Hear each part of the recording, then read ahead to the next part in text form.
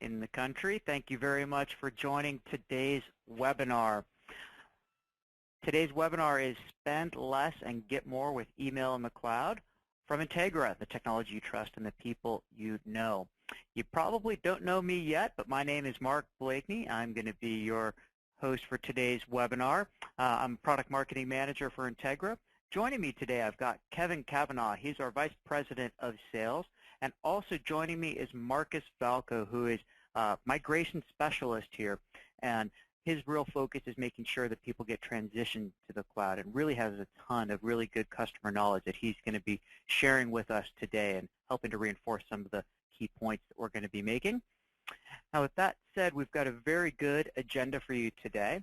And before I talk about the agenda, I'd like to just kick off really the core product that we're really focused in is Integra's Collaboration and Messaging Service, also known as CMS. And this is Integra's suite of enterprise-class communication system, and that includes Microsoft-hosted Exchange, as well as Outlook, SharePoint, and Lync, along with a number of other add-ons that you can bring into this suite. And we're going to talk about all of this in just a few minutes as we get through there. But I wanted to start with our agenda. And what we'll look at first is, why are businesses adopting the cloud?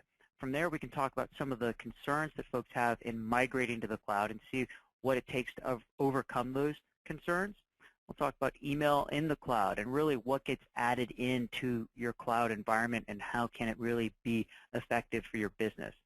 Then we'll talk about what it takes to make that transition to the cloud. It's a very detailed process, and moving from on-premise to the cloud is needs to be done very carefully, and we're going to talk to some of the details there and the key questions that you need to think about when moving to the cloud. And of course, we're going to talk a little bit at the end about why Integra is the right solution when you're looking to move to the cloud. And then at the end, we're going to open this up and go through all of the questions and answers. Now, with that said, you have a Q&A panel on the right-hand side of your screen. GoToWebinar has this. Please use that question panel as we go through the presentation today, and submit your questions as we go. We're going to address those questions at the end, but it's great to queue those up as we go along through the presentation. Okay, with that said, let's jump into one of the first points, which is really what's helping to drive adoption in the cloud. Well, there's a couple of different things. I've got 4 listed here, and I kind of call it the rule of 70. And what we've found through a number of different research initiatives carried out by some different folks, that there are 4 key areas. One is reducing technical hardware costs. 70% of businesses indicate that their cash flow really becomes an issue. And it's the whole notion of capital expenditures versus operational expenditures. If you're going to have a server on-premise, that means you've got a lot of work to do. You've got to have the network environment to support that Exchange server, if that's what you're looking at. Then you have to have the server itself. You've got to have the licenses. You've got to have the support. There's a lot of pieces. There's a lot of upfront costs in that. And most folks are saying, wow, that's a big chunk of money up front. Let's see if I can offset that in a way where I can have a much more predictable monthly cash flow stream. 2, lower maintenance costs. At the end of the day, if you have an on-premise server, especially Microsoft Exchange, what you find is that you have a number of service contracts that are associated with that server, in addition to the actual time that you have to invest into making sure that that server is up and running and is got the right set of network environment around it to support it.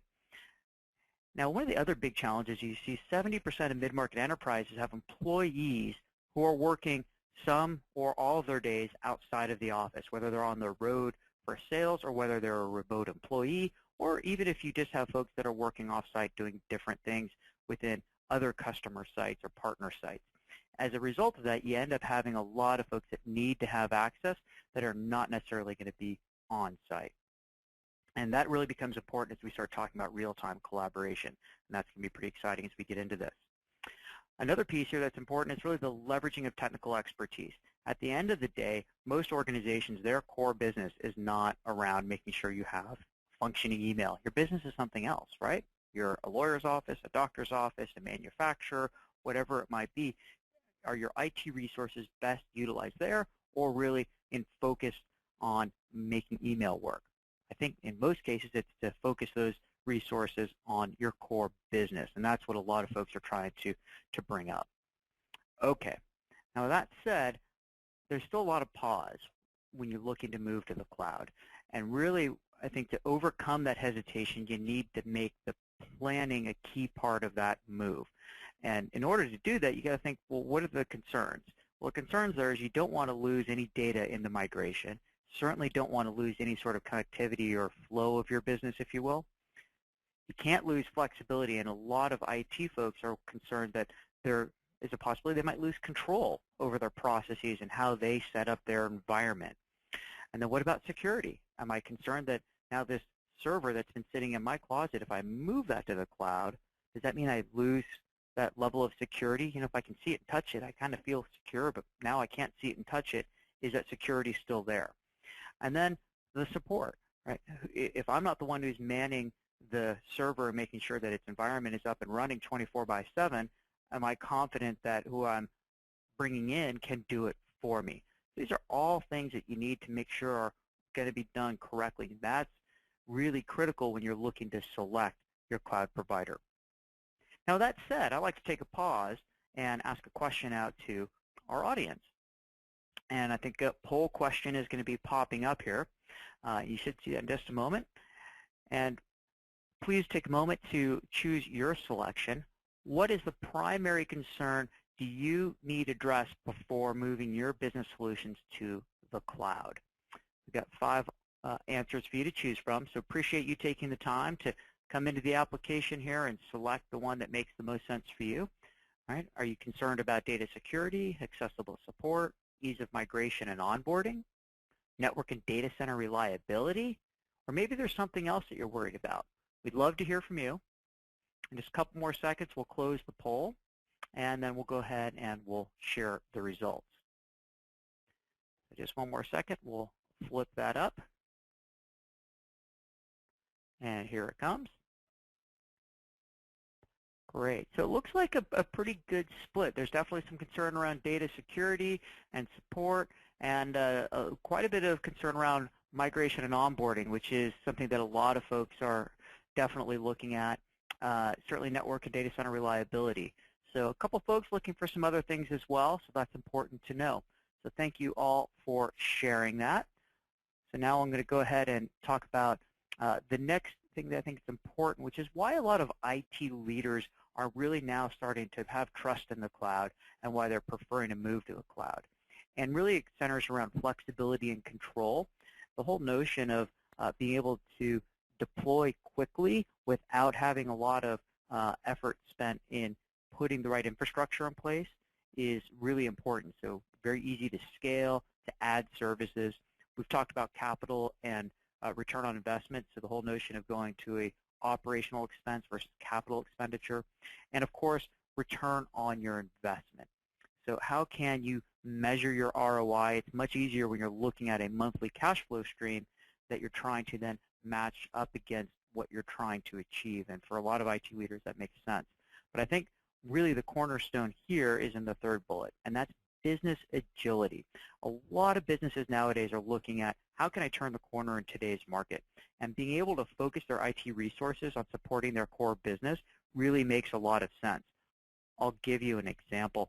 We had a person who moved recently to the cloud. He was an IT leader for a large law firm, and he said, like, I can't spend any more time focused on making my Exchange server work. I really need to make sure that we're getting electronic files to and from the court system and back and forth to our clients in a way that is very controlled and secure, and that's taking a lot of my time. I don't want to be focused on email. And that really helped them make their business much more impactful to their clients and then also to the court system. Just an example, but again, the whole notion of focusing your IT on your core business is really important. Security and business continuity, the whole notion that you're going to have 24/7 access to your email. You're not going to have to worry about that 3 a.m. wake-up call to go and reset your server. That's going to wake someone else up, and they're going to make sure your server is working. That's really important, and you've got to make sure you've got the people and the services that are behind that in place. And a lot of folks are finding that from the right providers. Now, with that said, I want to ask one more question back out to you, our audience. So you'll see a poll question just popping up for you now. Appreciate it if you can come in and just answer that for me. You'll have the ability to select what makes the most sense for you. If you're looking at moving an application to the cloud, or maybe you've already done so, what is that application? Is email the one that you're most concerned with? Is it your phone system? Maybe a business application like QuickBooks? What about instant messaging or web conferencing or desktop sharing? Is that more important? Or maybe file sharing and file collaboration. That's an area that a lot of folks are interested in. So appreciate you guys taking a moment to just click the response that makes sense. And I should say guys and gals, and we have a good audience here. Okay, we're just going to wrap that poll up now. So get your last answers in. Great. And we'll just get the responses back out so we can all have a look. And it looks like most folks are looking at email, which is great. But some folks who are looking at their phone system, as well as folks looking maybe at some business applications. Surprisingly, I'm not seeing too much on instant messaging and web conferencing, which is unusual. A lot of folks usually looking in that area. And file sharing, so great. We're going to address all of these as we go through the presentation, which is good, but absolutely make sure I focus mostly in on email. So thank you to everybody for taking the time to answer the question. Now, speaking of email, when most folks are looking at the adoption of Exchange email and doing it from the cloud, what are the things that are really going to be important? Well, first off is making sure that you're supporting your remote and your mobile workers. Right? People need to travel. And beyond that, they have this whole notion of bring your own device, or BYOD. You need to be able to support that. People are going to have their variety of mobile devices. They're going to have Android, they might be on BlackBerry, or they might be on an iPhone iOS, or they might be on a Windows phone. In any of those cases, you want to make sure that you're supporting them, whether it's your ActiveSync or BlackBerry server or something along those lines. That's really where you want to make sure that your cloud has the ability to support that, and that's what we're bringing to you from Integra with our CMS solution. Flexibility to expand capacity, the ability to really ramp your business up as you need to add users, to be able to remove licenses if you need to. You never know. You want to be able to do that very quickly, very easily, and be able to manage that on the go. And you'll see that's one of the things that we're really good at bringing to the table through our control panel. Greater reliability, minimizing downtime. The whole notion that you've got email running 24/7 is critical. We'll talk about reliability and support and how CMS helps you with that. Faster deployment for new functions and applications. Let's say, I know a number of folks didn't call out collaborative file sharing, some did. Well, what if you want to add that later? Can you do it quickly and easily and deploy that out to your organization and do it in a way that's secure and very easy to manage and control? That's critical, and you want to be able to do that. Again, that's what we're bringing to you with our CMS solution. Support for devices that are internet only or have limited storage, absolutely, kind of gets back to the whole notion of mobility. Managing costs and making sure that your data is secure and stored correctly really is critical. And a lot of folks think about their Exchange servers. There's so much more going on to Exchange than just this Exchange server itself. It's the entire environment that goes around it, whether it's the firewalls that are surrounding it, it's the data center that's backing it up, it's the redundancy, it's the failover. All these pieces need to be engineered and architected together, and there's a lot of work and a lot of investment that, as a cloud customer, you can take advantage of. Okay, now that said, what I'd like to talk a little bit more about is hosted Microsoft Exchange, and really what does that bring to the table. And the whole notion of staying in sync seamlessly is really what makes sense here. Whether you're on the go or you're in the office, the ability to read, reply, and forward messages is very important. It needs to be done in real time with very little latency. You hit send, you want people to receive and to move forward. You've got to have your calendars up to sync, you've got to have your contacts in sync, and your email needs to be in sync. So if you walk out of that conference room sending something on your iPhone, you walk back to your office, you want to make sure that it's ready to go. And you can still see that it was sent and it was delivered and people are already responding to you. That's important. The next piece that's important is the reliability behind all of this. And the reliability really comes from the investment in the infrastructure that supports your Exchange environment. All those pieces including the Exchange server, but all the pieces around it as well. And certain providers have certain levels of SLA, or uptime guarantees. SLA stands for Service Level Agreement. And what you'll see from Integra is what we call 99.998% SLA uptime. That's a really strong SLA compared to, say, a Microsoft Office 365 or someone else who may only have 3 nines of reliability. The reason is the investment in infrastructure. And as an end user, what does that mean? Minutes versus hours of potential downtime. So you can really count on the Integra CMS solution to make sure that you're ready to go. Not only that, it's a very secure environment. Okay.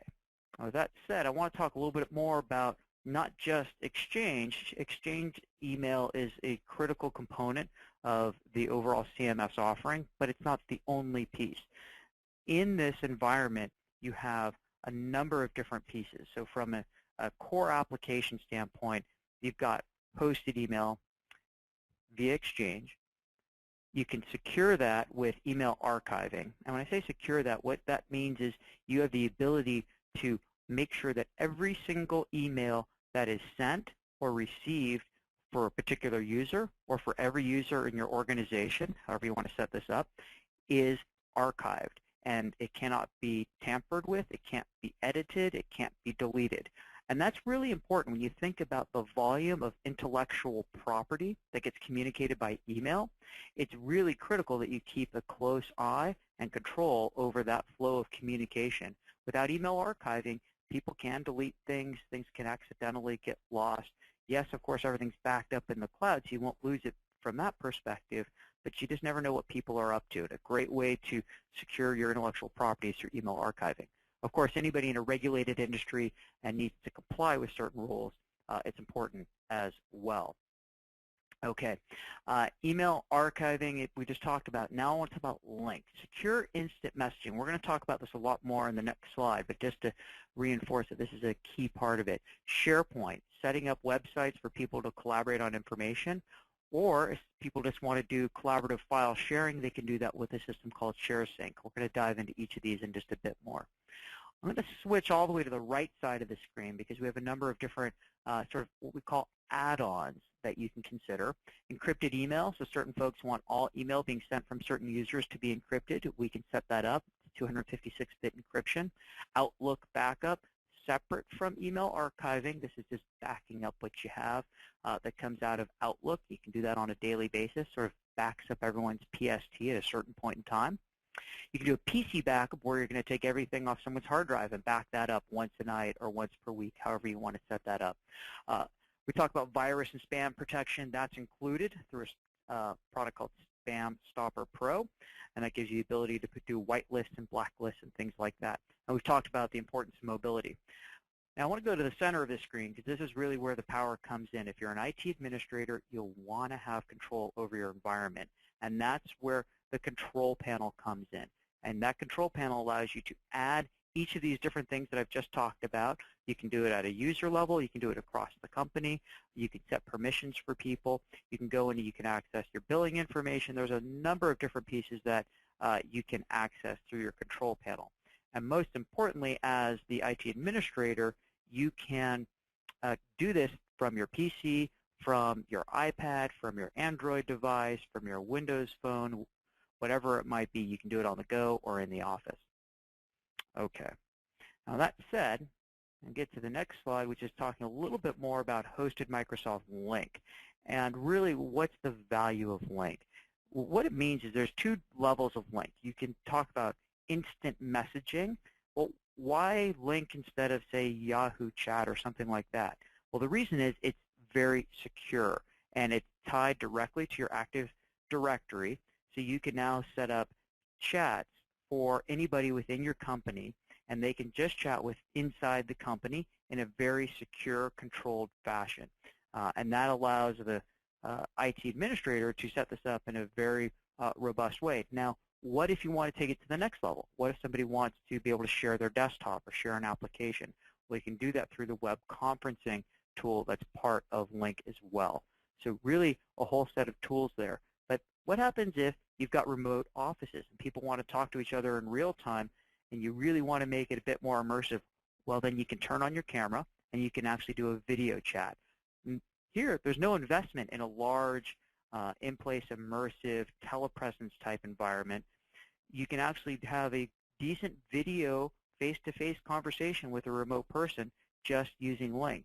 And the best part is you don't have to put any additional infrastructure in place. Everything you can do through the cloud, through your deployment, and you can set this up and manage it through your control panel. Again, it's all backed up by the reliability that we've just talked about with our SLA uptime guarantee. So that said, let me just bring up a couple of examples of what this might look like. You can do a group conversation. You see the example on the left here. We've got 4 people that are going to have a chat session where they can talk about whether or not you're in the office or not. If you want to, you can go turn on a camera if those are enabled. Now you can make this a 4-way video conversation. Maybe you want to share your screen. Well, you can do that. You can see here this gentleman, Peter, is able to share his main monitor, maybe even a second monitor, so you can just share part of what he's looking at. Right? So there's all sorts of different ways that you can take advantage of Link. It's really a powerful way to communicate in real time, and a lot of businesses are using this real-time collaboration tool to really help their business turn the corner and be more agile. One of the other things that really becomes powerful is when you integrate that experience into Exchange. And you'll see here we've highlighted the new online meeting in your calendar request. So what I'd like to do is I'm going to set up a meeting. I'd like to have Link included so I can do desktop sharing as part of it. And it'll go ahead and automatically include all of the information to join that Link meeting right there into the Outlook calendar. And this integration is really seamless. And so what it does is it makes the adoption of the technology that much easier for the end user. And that's something that's really important for a lot of IT administrators. It's one thing to give the technology or make it available. It's something else to get people to use it. Well, when you have this nice clean integration that Microsoft provides and have it really work well on the back end, which is what Integra provides, it makes for a seamless experience for the end user. It really makes it compelling. So we've talked a little bit about Link. Let's just talk for a moment about Microsoft SharePoint. And really, at the end of the day, a lot of organizations use SharePoint to create websites. And it's a secure place where you can share, store, organize, and access information from many different devices. And the notion here is that you're going to set up a site or a web page where people can come in and they can share documents, they can look at lists, they can look at calendars and data, and really be able to sort of collaborate on these individual projects that they might be working on or documents that they might be working on. It is optimized for mobile devices. It works in different types of browsers, which is good. So it really is device independent. Again, backed up by the reliability and SLA uptime guarantee that Integra is known for, which is really important. So if you're an organization using SharePoint and you've tried to implement it on-premise, then you know the trouble that it can create. It's really a bear to manage.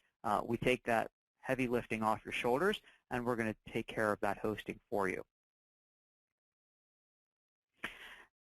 Now, some organizations are really looking more at a basic file sync and share service or file collaboration service. And I think that's something that a lot of businesses can take advantage of Integra's new Share Sync offer. Really good solution where you can sync files across devices, you can share them across devices. It's very easy, but more importantly, it's secure. Not only is it secure, it's very easy to manage from an IT leader perspective, where you can go into your host pilot control panel, put the settings in place, keep an eye on the traffic, make sure that people are sharing the kind of files that they're supposed to be sharing, and really make sure that everything is encrypted, nothing's getting compromised in any way. It's a very good solution. I don't have time to get into a deeper demonstration of it, but really the notion that you can share a file, say a contract or an Excel spreadsheet or something along those lines, and you can do it with a mobile device, you can access it from the web. This can really be handy. Lots of applications. I'll give you one that's kind of far out there, which is you have a construction site. They need to get to the recent drawing. The person wants to bring it up on their iPad. Well, the best way for them to do that is through this sync and share tool where they can load it up when they're out in the field, bring up that large file quickly. Oh, someone back at the office had to make a change. They can do that, make the change, post it up, and get it right back up on their iPad right away. A lot of applications in legal and medical as well. Lots of good opportunity there. Again, backed by the reliability uptime that we talked about earlier. But most importantly is that this solution is actually integrated into Exchange and Outlook. So it really has the ability to make it very easy to take that file, put it up into the cloud, and then share it with a colleague. Very powerful tool, actually fairly inexpensive as well, so definitely one to look for. Okay. I've talked a little bit about the control panel. I want to dive into that just a little bit more and give you a flavor for what that control panel looks like. So here we've logged in as a IT administrator. I'm in at what we call the welcome page, and this is to my Exchange hosting control panel.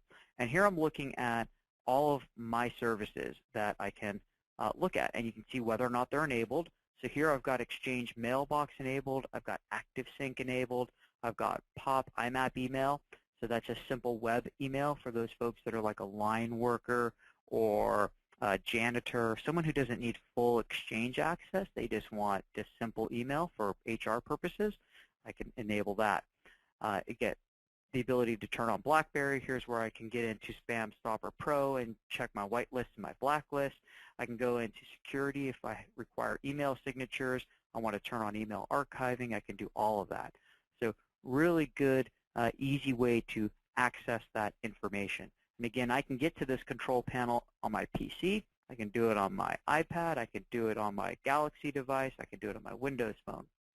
All different options. Now that said, you've got a flavor for what it takes to, you have a flavor for what the applications can do for you in the cloud. Now we want to talk about what it takes to get to the cloud. And to do that, I've got Marcus Falco. He's going to talk about really some of the tips, tricks, and challenges and questions to ask when you're looking to move to the cloud. Marcus?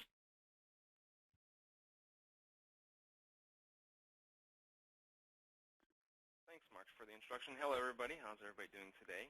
My purpose here today is to discuss the migration process from start to finish for moving to the Integra system.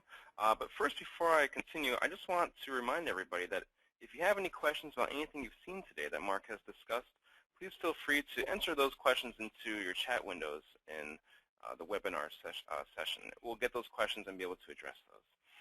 So thank you. And again, we'll be discussing the migration process. So the migration process to Integra is really, it's a kind of a convoluted process until you really start to do some research. And if this is your first time moving to the cloud, you may have a number of questions that are unanswered that require time, your own time, to research and figure out what to do. So we've broken down the right questions to ask, and we've broken them down into 4 separate categories. So before you move to any type of provider, you definitely want to know who they are. What's their history? What's their rap sheet in a sense? Do they have good experience migrations? Have they done this before? You really want to make sure that they also provide a full service, that they give you the full migration process from start to finish. A lot of people out there will only give you a certain section of the migration and leave the rest up to you, and that's no good. You want to make sure that if you're trying to set yourself up for success, that the person you're moving to is accredited and has done this before. And we've listed a number of questions for providers here that you'll see on the slide. And as we go through, there'll be questions that we're giving you for all 4 sections of what's most important when moving to the cloud. The second section, besides provider, is timing. How long is the migration going to take? You really need to make sure that you're not getting yourself into a project that is going to drain your resources and make you unavailable for other more important tasks that you're performing. Working with timing, making sure that the technical issues of migrations are addressed properly, all these things speak to the experience and best practices that the provider that you're going to would have. So again, you want to make sure that your timing is correct, that the provider can make sure that they're upfront with you about how much time you're going to have to invest yourself, and that they're upfront also about how much time they're going to be putting into the migration process. That being said, I think later on when we go through the actual process itself, you learn that Integra puts a lot of their own time towards the migration process and does their best to take the heavy lifting off of your shoulders. The third section to discuss is the process itself. Do they have a best practice process? Have they found any types of issues and made sure that they're addressed in the process? You want to make sure that you're prepared with questions around how do all the pieces of my organization get moved to the cloud? Not just your historical data, but you want to make sure that your account information gets transferred. You want to make sure if there's any Active Directory information, specifically titles and street addresses, you want to make sure all these things are carried over to the cloud. You want to make sure that it's also done in a way that is not intrusive to your end users.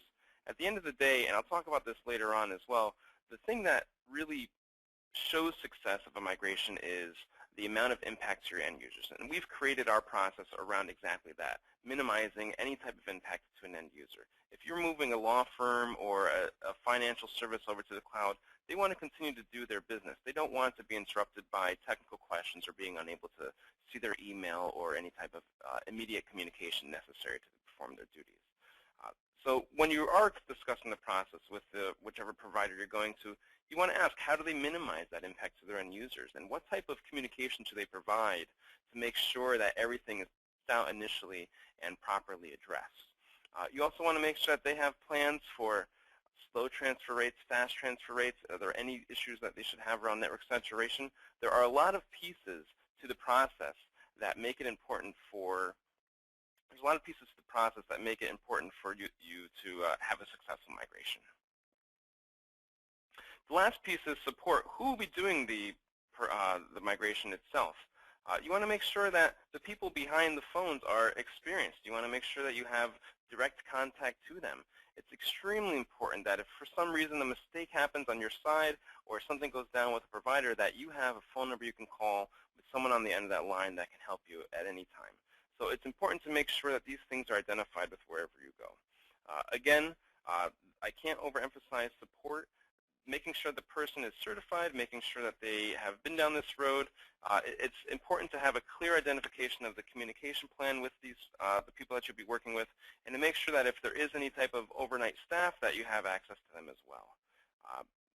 These are the 4 sections that you should be asking yourself before you move to the cloud, specifically around what do I need to arm myself and what type of research should I be gaining.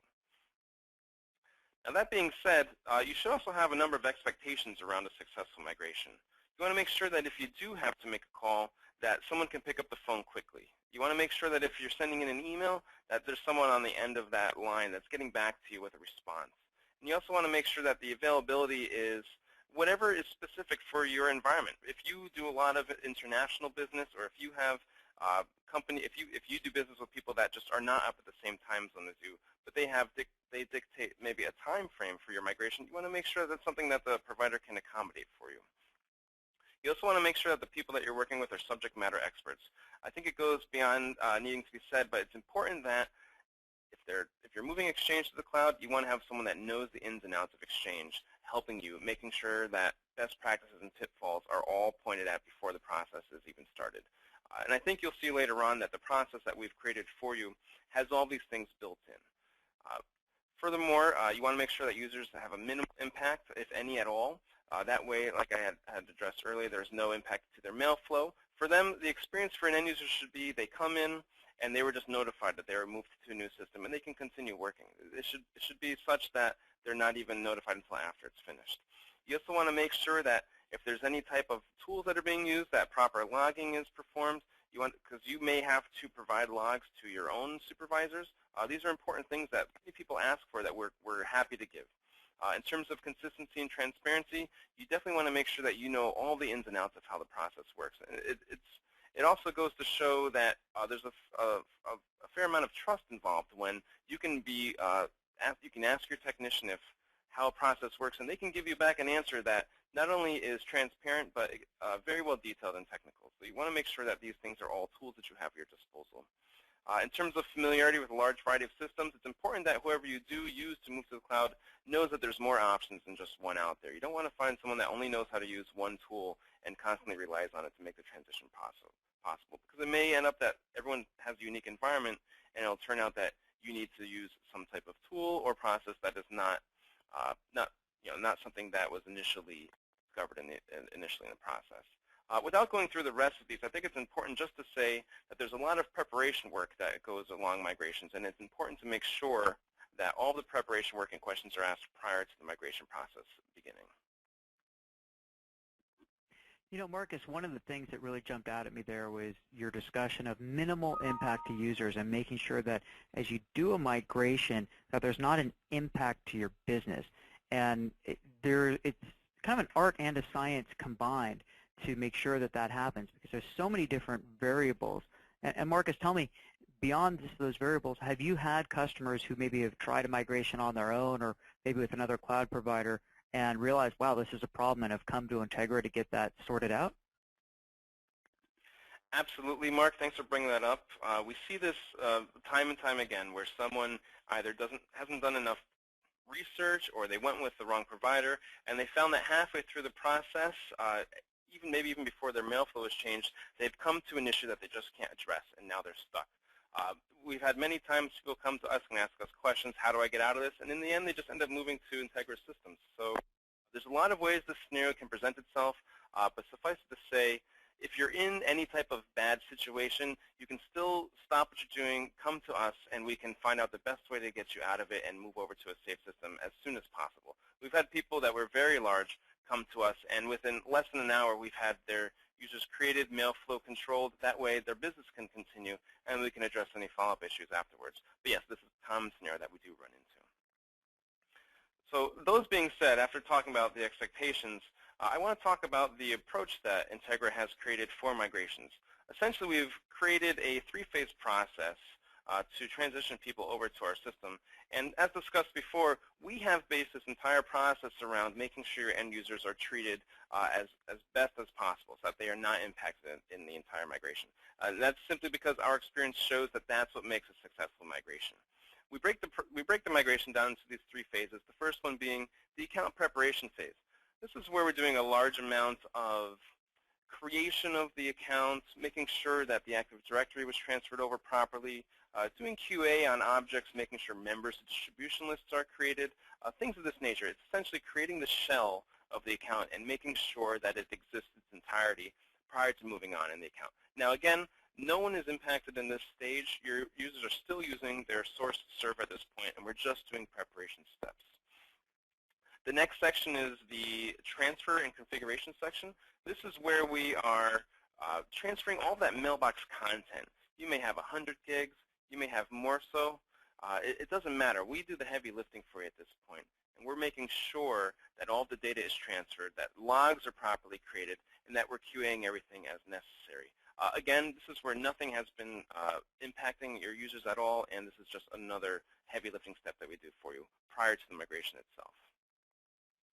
The last step is the cutover and end user support, and this is where we take a discovery process of how your users are currently set out to use their system and make sure that we match whatever type of cutover process that may mean. And what I mean by that is if you have users spread across the globe, it may make sense to cut them over at a certain time.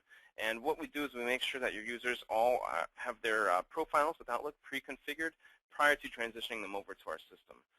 The cutover itself is a simple mail flow change, and as you see, steps 1 and 2, all of their data has been copied over already. So it's a very smooth process, 1, 2, 3, to get them over to our system. And we have here some infographics to show you in better detail how these processes work. You'll see that in an account preparation as stage 1, there's a large discovery process where we identify, are you coming from another provider? Do you have, maybe you're not moving from an Exchange server. Maybe you're moving from an older POP or IMAP type service, and we're still able to identify all the specifics related to your unique environment and get the account created in the right way. This is something that we have experts doing.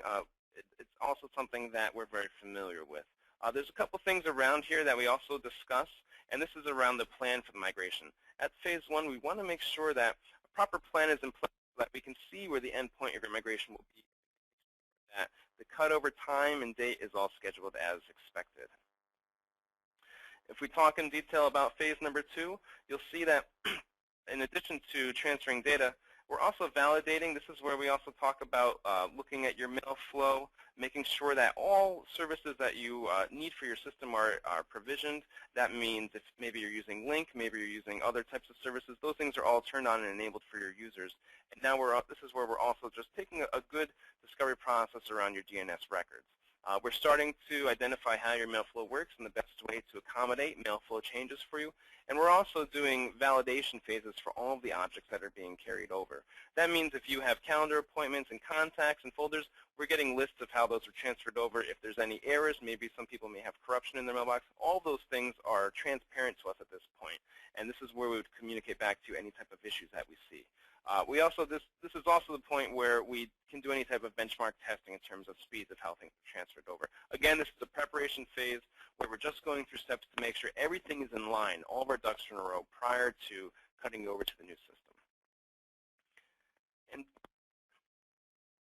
And finally, during the last phase, the cutover phase, as you can see from the infograph, this is where we switch you over to the new server. This is where mail flow gets changed to the new system. And as you see, the end user setup, this is where those users start to use those new profiles, and they're starting to download all of their mail as they move in. Now, the beauty of this process is since we've done the preparation steps in phase 1 and 2, we have the large bulk of mail that your users may have accumulated over the years already transitioned to the new system. Once they switch over to our new system, we do a final little differential data pool that then grabs that last little bit of mail. Maybe it's a day's worth, maybe it's a week's worth, and we import that into their mailboxes. This is a very, very smooth process. It's very fast, and we have a lot of positive feedback about our migration process. And this is covered in the third section, the final path. Once we're all done with the transition, wireless devices will be configured at this point. Any type of archiving that needs to be enabled, it's very simple to turn that on at this point, and all of your users are completed at this point. And that's really the full process of the migration in itself. So we've reviewed the migration process for Integra, and everyone should be looking at a slide right now that describes what Integra provides for your migration. So besides just having the questions that we've given you to do your own discovery process prior to finding a provider, the things that we can provide are the trusted experience. We have the experience. We have the technicians that have done this thousands of times. We've moved many mailboxes, and this is something that we have a whole team assigned just to do this purpose. We have timely migration process. We can move you over in less than a week. This is something that we're very proud of, and it's very simple for us since we have all the tools and all the experience to make this happen with a successful resolution to any migration. We have that three-phase process that we've proven works. This is just from our history of doing migrations to the cloud. This seems to be absolutely the best way to transition people over, which focuses on minimal end user impact as well as preparation steps. We have the premium migration support. You get the access to the migration specialists, someone on the end of the line that can answer questions for you related to the migration, related to timing. They can change a project plan for you at the drop of a hat if necessary. We're there to accommodate your migration needs. We also have the predetermined timeline with zero impact users. That was something that I had discussed earlier, but I can't emphasize this enough. This is definitely the defining piece that either makes your migration a success or something that is not a success. And I just want to say lastly on this slide that wherever you go for your cloud services, it's important that you take these questions that we've given you and arm yourself.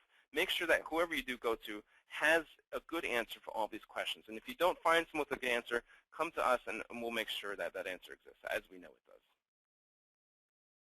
You know, I think it's really a very good point that you bring there, Marcus, which is to understand that there's a lot of moving parts to make a successful migration work that, quite frankly, a lot of folks kind of overlook that, boy, there are a lot of pieces, and if you don't do it right, there can be an interruption to your business. So, Marcus, thank you very much for sharing that information. Thank you, Mark. Now, that said, I know we've had some questions around pricing and really what's Integra's difference here, and that's where I want to bring in Kevin. Kevin is our Vice President of Sales and really is a perfect person to talk a little bit more about how you can spend less and get more with Integra. Kevin? Thank you, Mark, and thank you, Marcus, too, for the information you shared. And I'd like to thank all of our customers and our soon-to-be customers who are on the line today. I appreciate the time that you've taken to join us. And I hope at this point, so far, that this has been informative for you. And I hope that it's triggered some thoughts as to how this service can be even more impactful to create some more efficiency and productivity within your own businesses. Let me just tell a little bit about Integra, which I think for those who are not existing customers, this may be helpful. As you may have seen on some of these slides, our tagline at the bottom is something that we're very proud of, and there are two key business concepts there. One is technology you trust, and the other is people you know. To that end, we're delighted to have CMS as part of our product portfolio.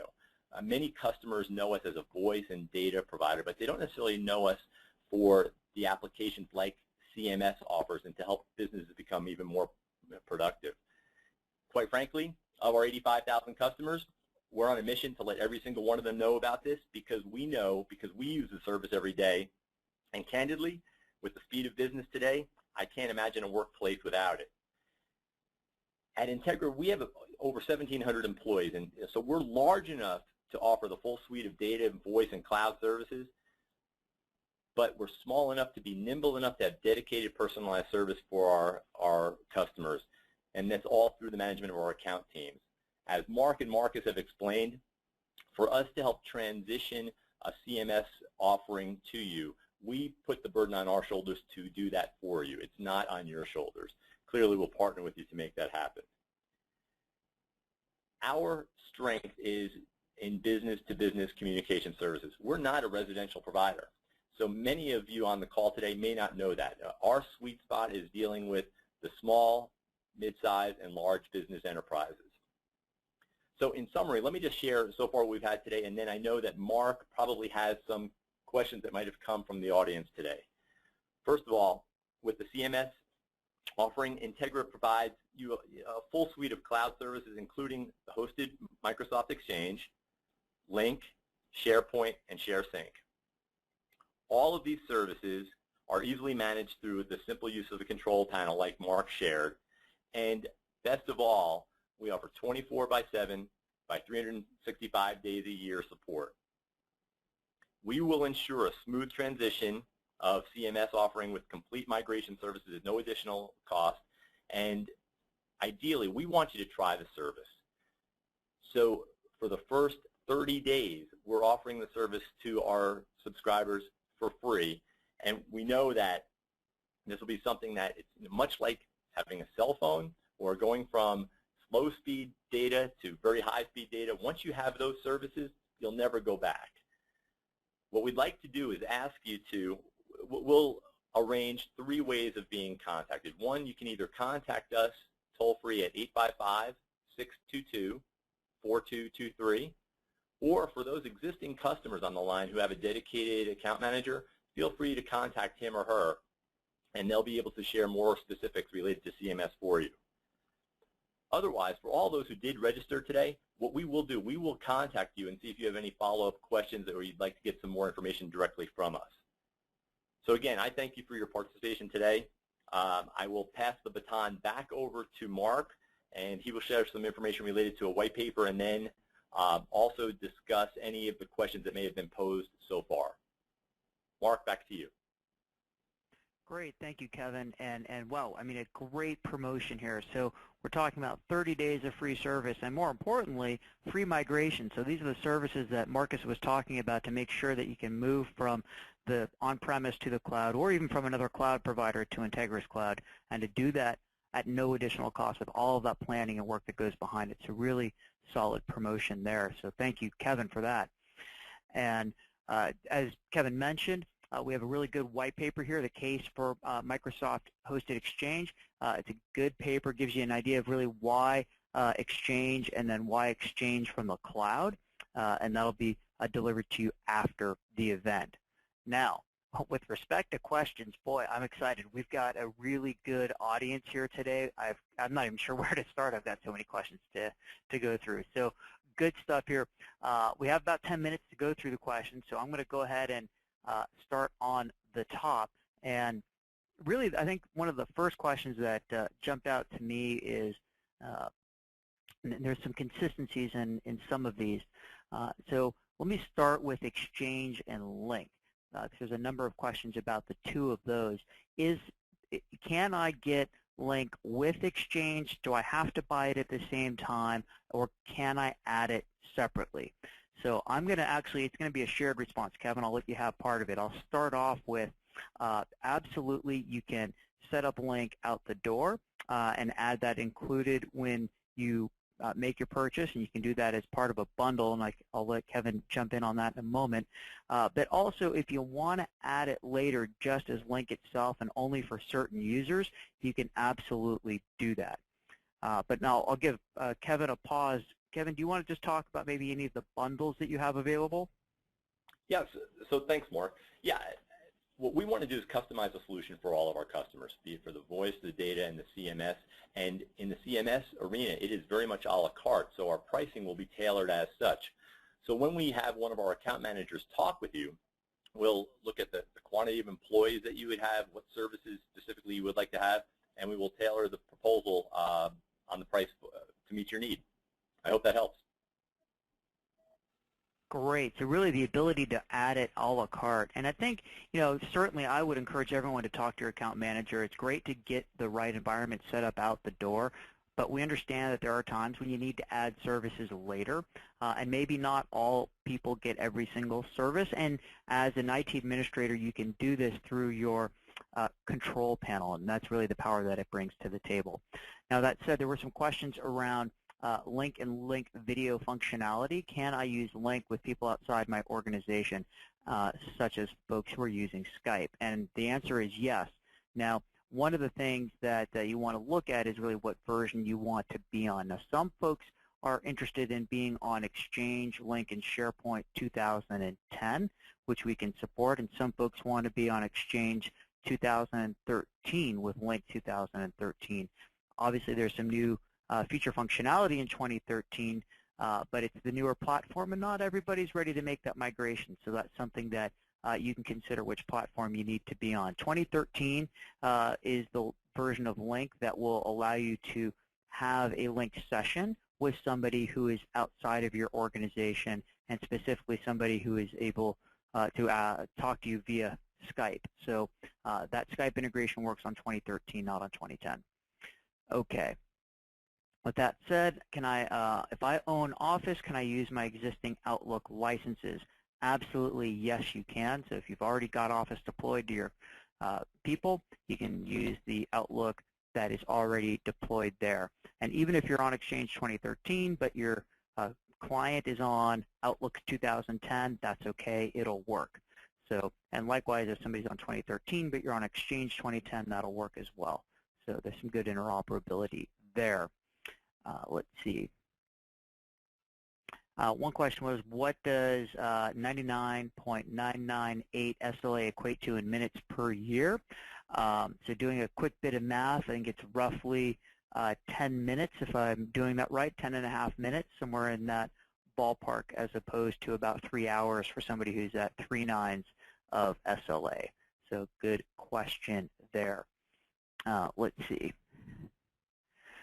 Next question here is, with respect to my migration and that being included, do I have to work with a different rep on different days, or is it a dedicated rep throughout the process? I'll actually let Marcus, you answer that question. So for your migration process, you will get a rep for your entire migration from start to finish. But depending upon the time that you call in, obviously people's shifts are such that they can't be available all the time. So depending upon the time call in, you may get different people. But if you transition to the system, you'll find yourself familiar with the people that you're talking about your transition with.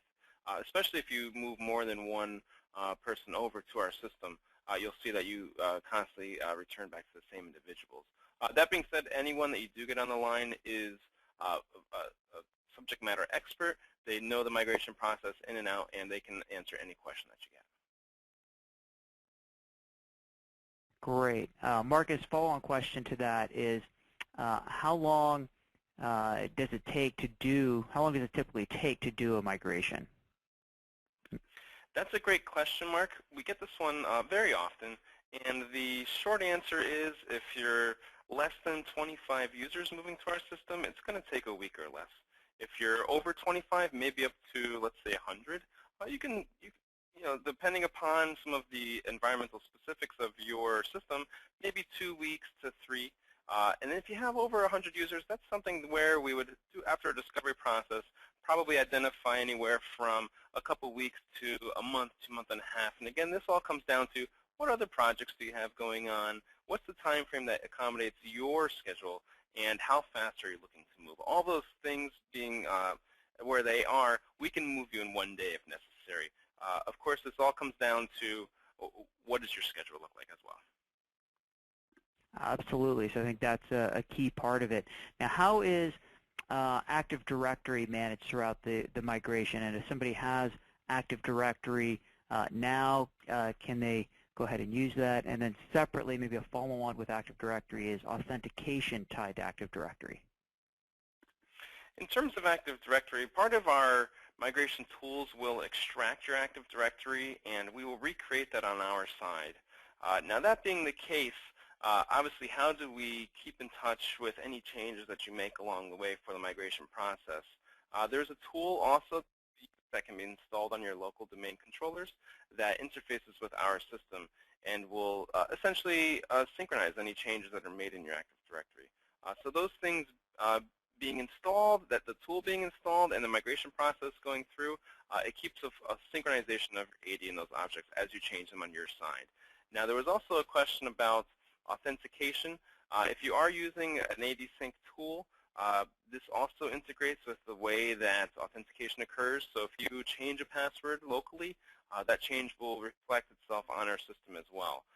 Just to give you a real-life example, if someone's password expires and they have to set a new one, that change will go up to our system as well once made on their local system.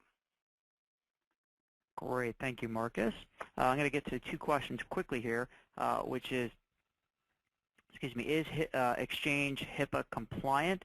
And the answer to that question is by the 23rd of September, there's a requirement that your cloud vendors are HIPAA BAA compliant. That will absolutely be the case here. So as of 23rd of September, it will be HIPAA compliant. So yes, we're in good shape there. Next question here is around mailbox storage sizes, and I will talk a little bit about that. So first off, several of our plans actually have unlimited storage for your email mailbox size limit, and that's something that is on our lowest plan, or the basic plan, something that is, the standard plan, is set at 25 gigs, but it's pooled, which means that if you have 4 users, then you have 100 gigs of storage across those 4 users.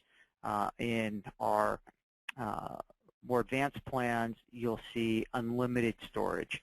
Now, with that said, it's interesting because a lot of people will ask this question around mailbox size limits, but really, you'll see that the average user actually has less than 2 gigs of storage in their mailboxes. So generally, it's not a problem, but again, most plans, it's unlimited. For the base level plan, lowest level plan, it is 25 gigs, but it is what we call pooled storage. So good questions there. Let's see. I got time, I think, for one more question here, which is, let's see, boy, I've got a few more questions that have come in. Let's see. We have a server in-house. I'll need more bandwidth to connect to. And will I need more bandwidth to connect? And the answer is, if you have a good, stable internet connection, you shouldn't need to add anything to it in order to get that access. I think that's a good question. And then the last one is, are we able to keep our domain name if we have our email and internet on the same domain? And the answer to that is absolutely yes. That's part of the migration process, so the whole migration team will take care of that. So I think there's a couple other questions that may still be in here. My apologies if we did not get to every single one. There's some technical ones in here that probably are a bit beyond me. So with that said, we'll make sure that everything gets followed up on. I would like to thank our presenters today, Marcus and Kevin, for joining me. We had Tim in the background, who's been operating the webinar for us, so thanks to Tim. But most importantly, thank you to our attendees today for making the time and taking the time out of your day to come and join us.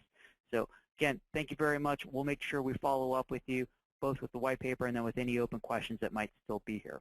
Thanks again, and have a fantastic day.